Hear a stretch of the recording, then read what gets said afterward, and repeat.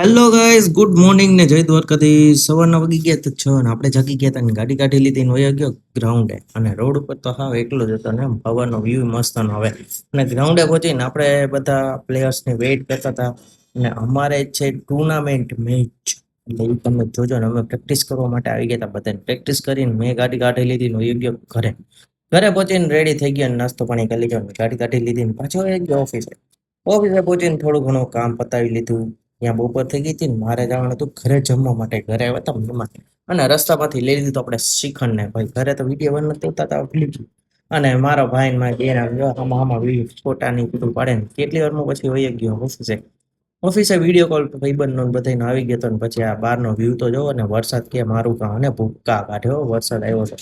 અને લાઈટ વહી ગઈ હતી ને આપણે કચોરી ખાઈ લીધી ને ચા આવી ગઈ હતી, ચા પી લીધી હો, મસ્ત ની હતી. હાલના વાગી ગયા 8 ને બધા મહેમાન આવ્યા હતા, જમવા જવાનું હતું બારે. અને અમે વહી ગયા પરિશ્રમમાં. ના હતી આખી ફેમિલી સાથે અમે જમી લીધું, મજા આવી ગઈ. અને ગાડી કાઢી લીધી ને એ ગયો ઘરે. ન મળશે નેક્સ્ટ બ્લોગમાં. બાય.